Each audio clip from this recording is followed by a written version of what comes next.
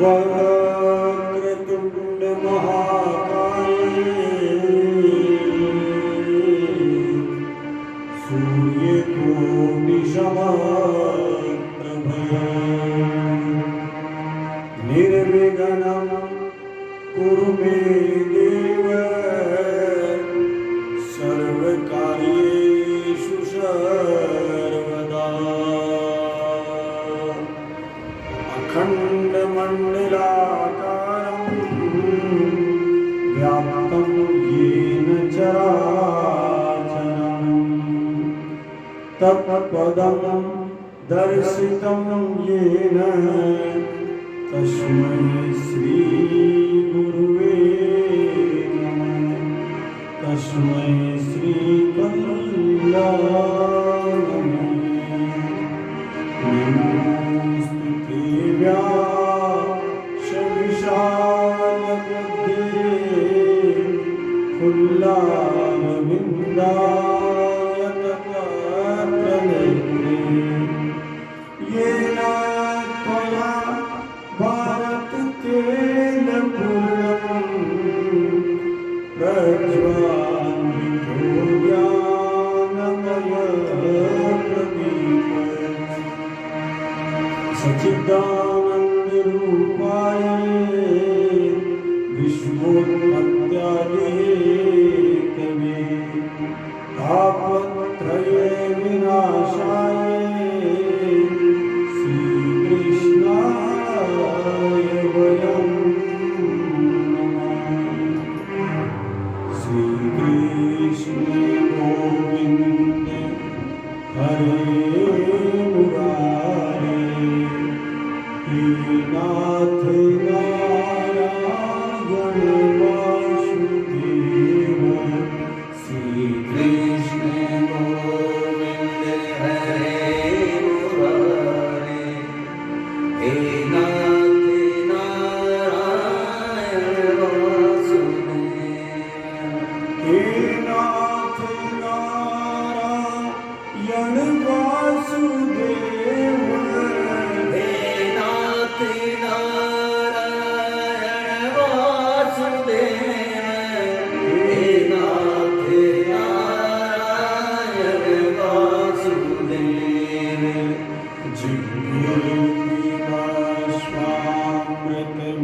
जिह्वामृतमेतदेव गोविन्द दामोदर माधवेति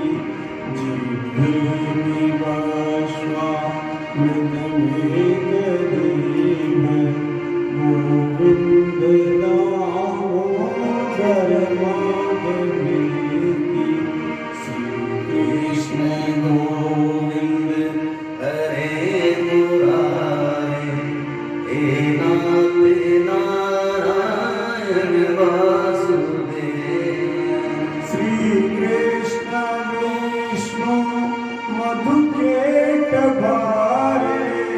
भक्तानुकं भगवन् मुरारे श्रीकृष्ण विष्णु मधुकेटभारे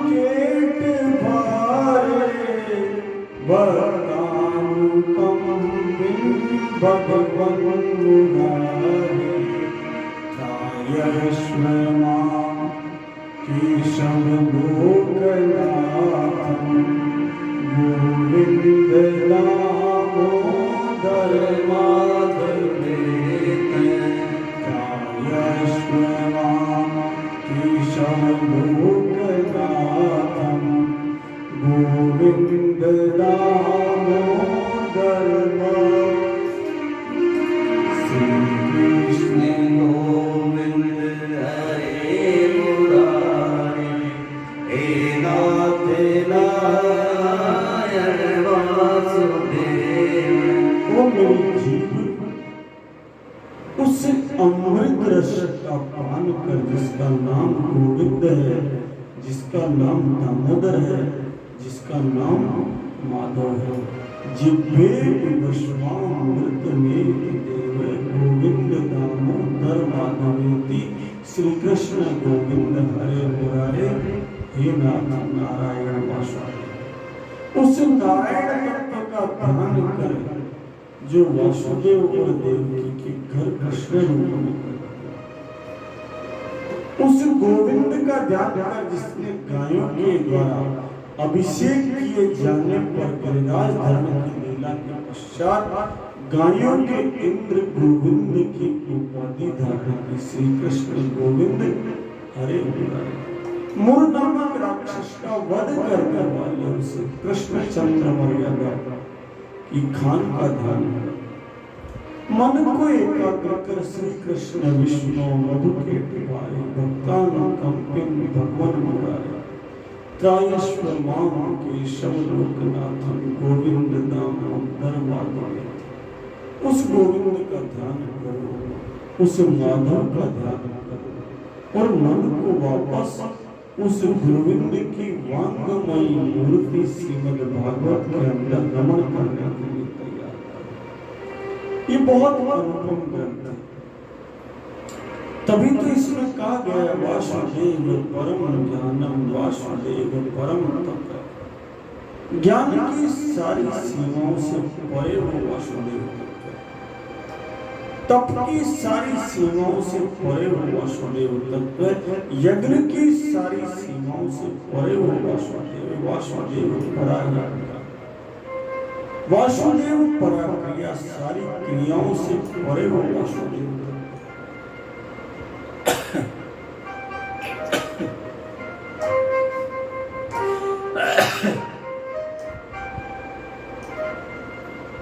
सब तत्वों से परे वो वासुदेव और इसलिए उस वासुदेव की गुणानुवाद जिस ग्रंथ में वो ग्रंथ भी सर्वोत्तम ग्रंथ है। दो स्थिति होती है बड़ी मुझे, एक अपनी मृत्यु सामने हो, एक अपनों की मृत्यु सामने हो। अर्जुन के सामने अपनों की मृत्यु थी, परीक्षित के सामने स्वयं की मृत्यु थी। इसलिए यदि उस अवसर पर नारायण के दर्शन हो जाए सौभाग्य की बात, तो सांसारिक प्रश्न समाप्त हो जाते हैं। जो वार्ता होती है वो भागवत बन जाती है, जो वार्ता होती है वो भगवत गीता बन जाती है और बड़े सहज में संसार का करोड़ों वर्षों तक पाथेय करने के लिए प्रस्तुत हो जाती है। धर्म क्षेत्रे कुरुक्षेत्रे संवेदा उत्सव मामकः पांडवाश्चैव किम अकुर्वत शोके। एक भाव जगत का प्रवाह गंगा की तरह प्रकट होता है, जो सर्वधर्मान् परित्यज्य मामेकं शरणं व्रज अहं त्वा सर्वपापभ्यो मोक्षयिष्यामि मा शुचि। यहाँ तक बहता हुआ चला जाता है गंगा की नदी के समान। इसी प्रकार भागवत का एक अनंत प्रवाह है, प्रथम स्कंद से प्रारंभ होकर द्वादश स्कंद तक चले ही जाता है, चले ही जाता है। कल हमने देखा था कि वो जगत नियंता नारायण वो कृष्ण वो राम वो भगवान विष्णु वो अपनी लीला के कारण सत्वगुण धारण कर लेते हैं, रजगुण धारण कर लेते हैं और तमोगुण धारण कर लेते हैं। तीनों के तीनों उनकी माया के विनाश है, जगन माता की हंसी है तीनों के तीनों, और उनके कारण वो परिपूर्ण विज्ञान के घन भगवान अपने आप को अलग अलग रूप में प्रकट कर देते हैं। जैसे अग्नि तो एक ही होती है, लेकिन विविध प्रकार के लकड़ियों के माध्यम से वो विविध रूपों में प्रकट हो जाती है। ये क्या अग्नि है? ये जठराग्नि है जो अंदर जलती है। ये अंत्येष्टि यज्ञ की अग्नि है। अग्नि तो एक है, लेकिन जहाँ जहाँ जिस जिस रूप में भाव पड़ता है उसी रूप में अग्नि अलग अलग रूप में प्रकट हो जाती है। इसी प्रकार वह नारायण तत्व प्राणी मात्र में प्रवेश करके सारे सूक्ष्म भूत सारी तन्मात्राओं सारे पंच महाभूतों में सारी इंद्रियों में प्रवेश करके नाना प्रकार के सृष्टियों का निर्माण कर देते हैं, जिसके कारण संपूर्ण लोकों की रचना होती है, देवताओं की रचना होती है, पशुओं की रचना होती है, पक्षियों की रचना होती है।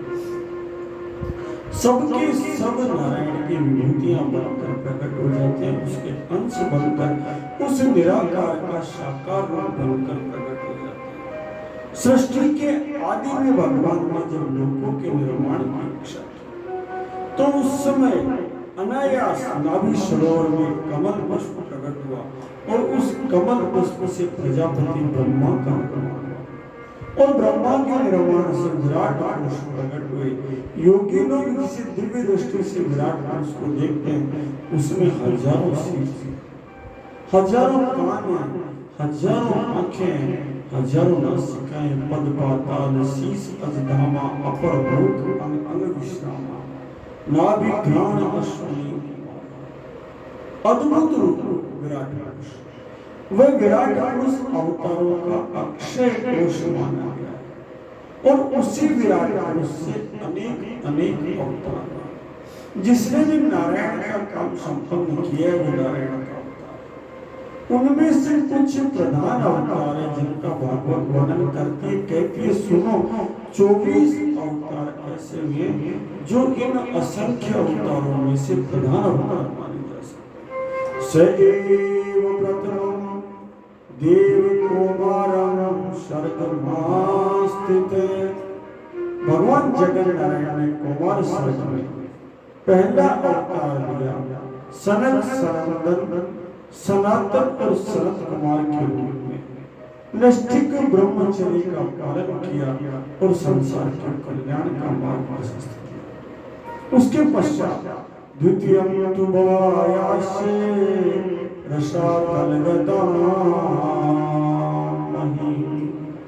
दूसरे समय पे जब ये पृथ्वी रसातल में चली गई थी तब पृथ्वी को निकालने के लिए भगवान ने वराह अवतार धारण किया।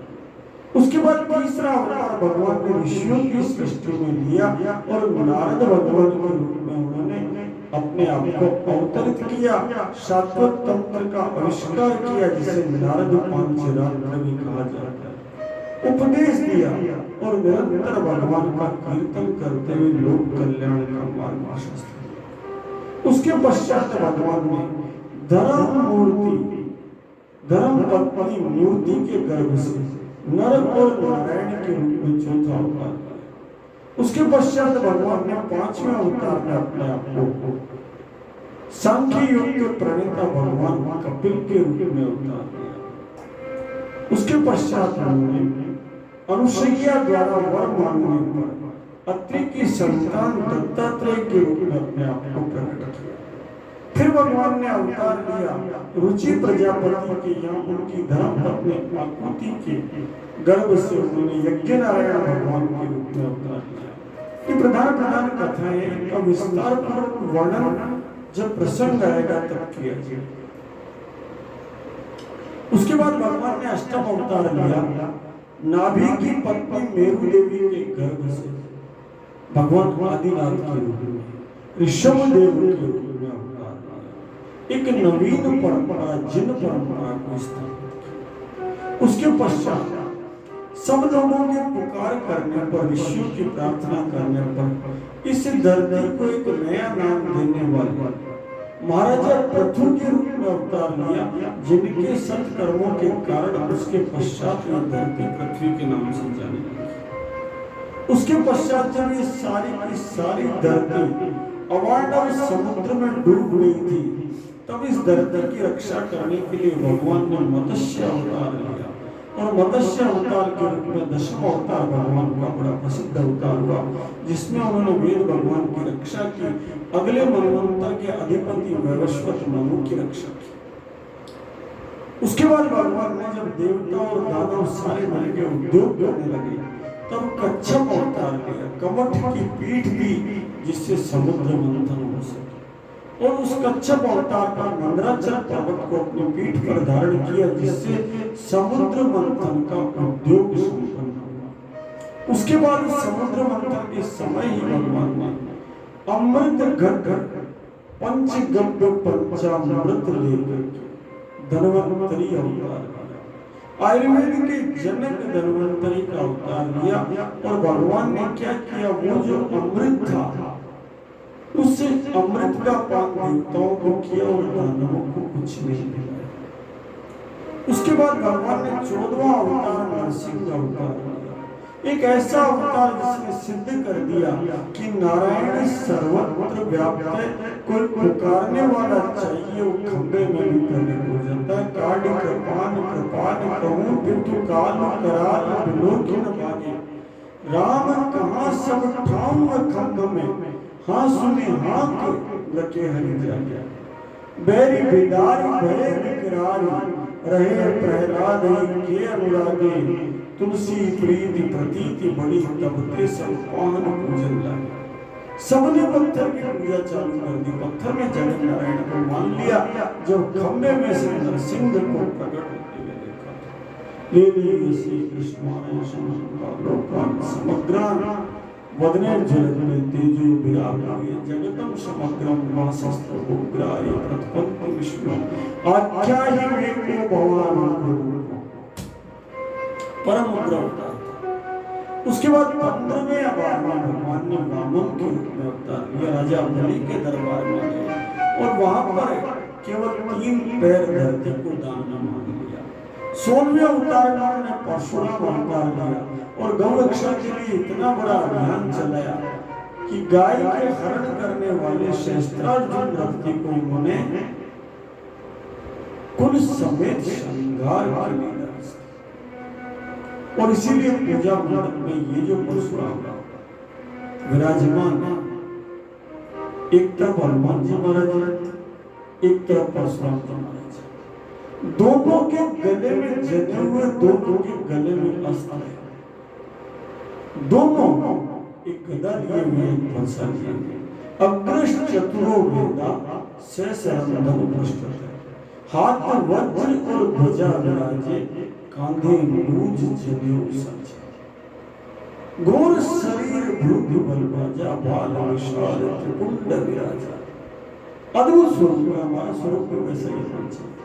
सिंहासन से युक्त स्वरूप, लोहे के भुजदंड यदि हमारे होते तो मान के चलिए हम परशुराम जी के भक्त हैं, हनुमान जी महाराज के भक्त। उसके बाद उन्होंने भगवती सत्यवती के गर्भ से पराशर ऋषि के द्वारा वेद व्यास का रूप में प्रकट हुए और यह अद्भुत अवतार था। पुराणों को व्यवस्थित किया, वेदों के विभाजन किए, अद्भुत धर्म की सेवा हुई वेद व्यास महाराज के द्वारा। इसीलिए उनके जन्मदिन को व्यास पूर्णिमा को हमारे यहाँ गुरु पूर्णिमा माना जाता है। सारे जितने भी संसार में गुरु हुए, गुरु नाम क्या है? जो अंधकार से प्रकाश में।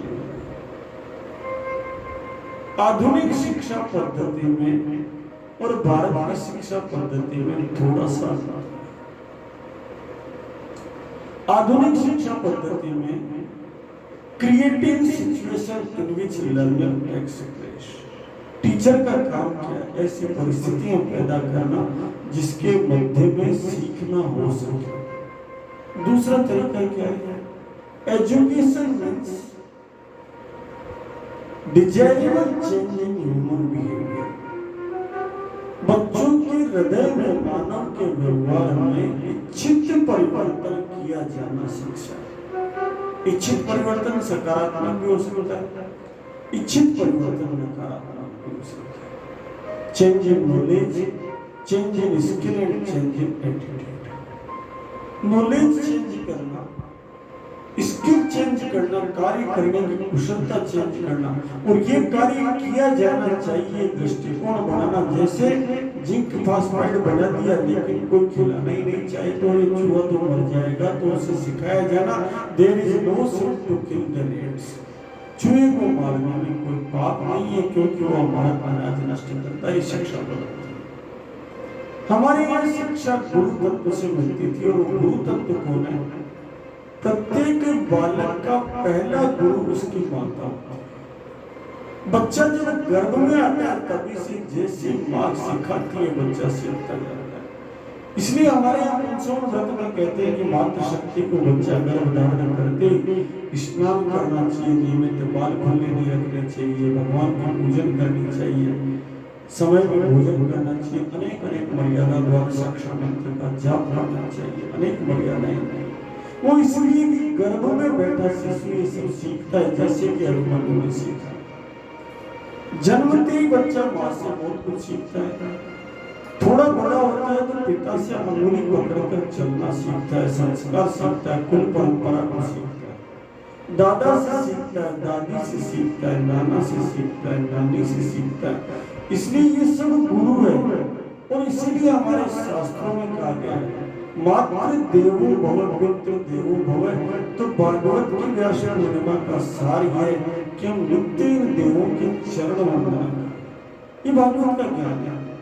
हम अपनी माता के चरण वंदन करें, अपने पिता का चरण वंदन करें, अपने दादा का चरण वंदन करें, अपनी दादी का चरण वंदन करें, अपने नाना का चरण वंदन करें, अपनी नानी का चरण वंदन करें। जितने भी आपके पुरुष जो हमें ज्ञान देते हैं ये सारे गुरु हैं, क्योंकि यही तो लोग हैं जो अज्ञान तिमिरान्धस्य ज्ञानांजन शलाकया चक्षुरुन्मीलितं येन तस्मै श्री गुरुवे नमः। अज्ञान रूपी अंधकार से ज्ञान रूपी प्रकाश में जाते हैं। बोलना ये सिखाते हैं, चलना ये सिखाते हैं, सब कुछ ये सिखाते हैं। इसलिए जन्म भर यदि इनका ऋण चुकाओ तो भी कम है। इसलिए सबसे बड़ी गुरु माता होती है। इसीलिए माता देवो। इसीलिए भगवान राम ने कहा अपि स्वर्णमयी लंका, अपि स्वर्णमयी लंका में लक्ष्मण रोचते जननी जन्मभूमि स्वर्गादपि गरीयसी। Mother and motherland are greater than heaven. माँ और मातृभूमि तो स्वर्ग से भी महान है, ये भगवान ने कहा। इसलिए उस भाव से हम वेद व्यास को धारण करें और धारण करके उस अग्निकुंज को जलाएं जिसका नाम है नमोस्तुते व्यास विशाल बुद्धि कुंडारविंदाय तपत्रनेत्रे येन त्वया भारत तेन पूर्णम् प्रज्वालितो ज्ञानमय प्रदीप। वेद व्यास महाराज के पश्चात अगला अवतार मर्यादा पुरुषोत्तम जगन नियंता शांतम शाश्वतम अप्रमेयम अनघम निर्वाण शांति प्रदम ब्रह्मा विष्णु मणिपुर सेव्य मनीषम वेदांत विद्युम। मर्यादा पुरुषोत्तम भगवान श्री रामचंद्र का अवतार हुआ, जिन्होंने सेतु बंधन से लेकर रावण वध से ऐसे ऐसे कार्य किए कि आज भी उनको सुनने से रोमांच लेता है। 19वीं और 20वीं अवतार में भगवान ने राम और बलराम, श्री कृष्ण और बलराम के रूप में प्रकट होकर पृथ्वी का भार उतार दिया, कंस आदि सबका संहार कर दिया। उसके पश्चात कलयुग आ जाने पर ततः कलो संप्रवृत्ते सम्मोहा ईश्वर विष्णु। कलयुग के आने के बाद भगवान का बुद्ध अवतार हुआ और बुद्ध अवतार होने के पश्चात एक अवतार शेष है। विष्णु यश नामक ब्राह्मण के घर में भगवान कल की रूप में प्रकट होंगे। उसके पश्चात वापस संहार करके शक्तियुग की स्थापना कलयुग से करेंगे। ये प्रधान प्रधान अवतारों की कथा है जिसको विस्तार पूर्वक अपन चर्चा करेंगे धीरे धीरे। हे स्वर्गाधिक ऋषियों सूत जी महाराज कहते हैं जिसे अगाध सरोवर से हजारों छोटी छोटी नदियां नाले निकलते हैं, वैसे ही भगवान श्री हरि से असंख्य अवतार हुआ करते। अवतारा वे असंख्य हरे सत्व निधि भेजा। हे विप्रो, असंख्य असंख्य अवतार होते, जितने भी ऋषि है, जितने भी मनु है, जितने भी देवता है, जितने भी प्रजापति है, जितने भी मनुपुत्र, जितने भी शक्तिशाली लोग हैं, जितने भी धर्म रक्षा में लगे हुए, जितने भी गौ रक्षा में लगे हुए, वे सब के सब नारायण के अंश है, नारायण के अंशावतार है। कलावतार और पूर्ण अवतार कौन है? भगवान श्री कृष्ण। जब जब लोग दैत्यों के अत्याचार से आकुल हो जाते हैं, जब जब ऐसे लोग बढ़ जाते हैं, माने माता पिता ने देवा साधु न शंकर वही सेवा, जिनके ये आचरण भवानी के जानो निश्चल संकर। ऐसे निशाचर जब बढ़ जाते हैं तब वो भगवान क्या कहते हैं? धर्म संस्थापनार्थाय संभवामि युगे युगे। युग युग में अपने आप को अनुभव कर लेते हैं, भय प्रकट कृपाला ध्यान में लगा लेते हैं, प्रकट हो जाते हैं स्वयं और उसके पश्चात संसार को उन कष्टों से त्राण दिला देते हैं। जन्म गुह्यम भगवतो ये एतत् प्रयतो नरः, ये जो भगवान के दिव्य जन्मों की कथा है, जो प्रातःकाल जो मध्याह्न और सायंकाल सुनेगा वह सारे दुखों से मुक्त हो जाएगा। ये बात मेरी भागवत कहती है और इसलिए हमें 24 अवतारों की कथा सुननी चाहिए। आज वो कहते हैं कि सुनो, भगवान के अंदर ये सारे गुण कल्पित हैं और भगवान के माध्यम से आत्मा बनती है। आत्मा के द्वारा परमात्मा से बनी आत्मा अपने आप को आरोपित कर लेती है, गर्भ में प्रवेश कर लेती है और एक जीव का रूप धारण करती है। इस जीव के सूक्ष्म और स्थूल दो रूप,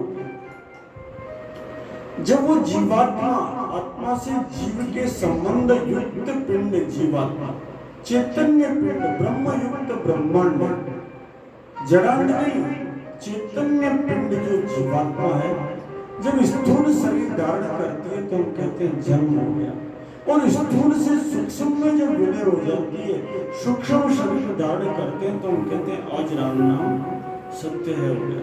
वही जीवात्मा जन्म लेती है, वही जीवात्मा मरती है। परमात्मा की लीला बड़ी अमोघ है। सर्वा इदं विश्वम भोग लीले, उस नारायण की लीला अमोघ है। वे लीला मात्र से संसार का सृजन करते हैं, पालन करते हैं, श्रृंगार करते हैं और उसमें आसक्त भी नहीं होते। सारे विश्व को ग्रहण करते हैं फिर भी परम स्वतंत्र होते हैं। उनकी लीला के रहस्य को वही जान सकता है जो नित्य उनकी लीला का पठन करता है, पाठन करता है, श्रवण करता है, निष्कपट भाव से चरण कमलों की सेवा में लगा रहता है। सवेद दातु अद्विम परशे दुरंत गिरियस्य रतांग पाणे। उन नारायण की जो लीलाओं में रमण करता है वही उन्हें जानता है। हे स्वर्गाधिकारी ऋषियों, आप लोग बड़े सौभाग्यशाली हैं जो इस प्रकार की लीलाओं का आनंद ले रहे हो। अथैव धन्या भगवन्त इत्थम्। आप उस वासुदेव के पुत्र भगवान कृष्ण की लीला का ध्यान कर रहे हो। उनकी जो लीला है उसी का नाम भागवत है। इदं भागवतं नाम पुराणं ब्रह्म संहितं उत्तम श्लोक चरितं चकारे भगवान भगवान वेदव्यास ब्रह्म द्वारा सत्यम शिवम सुंदरम कृष्ण भागवत का निर्माण किया और इस भागवत का परम कल्याणमयी भागवत का प्रथम ज्ञान अपने आत्मज्ञान शिरोमणि पुत्र सुखदेव जी महाराज ने दिया। सुखदेव जी महाराज ने ये ज्ञान राजा परीक्षित को दिया और जिस समय राजा परीक्षित गंगा नदी के किनारे आमरण अनशन धारण करके इस ज्ञान को ले रहे थे, उस समय ही शौनकादिक ऋषियों महातेजस्वी सुखदेव जी महाराज की उस कथा में श्रोता के रूप में बैठने का सौभाग्य मुझे मिला। सुख जी महाराज ने कहा और इसलिए उनकी कृपा के कारण मैंने अध्ययन किया और उस अध्ययन के आधार पर जितना मेरी बुद्धि में समझ में आया उतना ये अद्वितीय ग्रंथ मैं आपको सुनाता हूँ। आप आनंद लीजिए और श्रवण कीजिए। इदं भागवतं नाम पुराणं ब्रह्म संहितं। ब्रह्म द्वारा संहित इस ग्रंथ का आनंद लीजिए। बोले जगत जननी गौ माता की जय, बोले नंदी भगवान की जय, बोले श्री कृष्ण चंद्र भगवान की जय, बोले मर्यादा पुरुषोत्तम रामचंद्र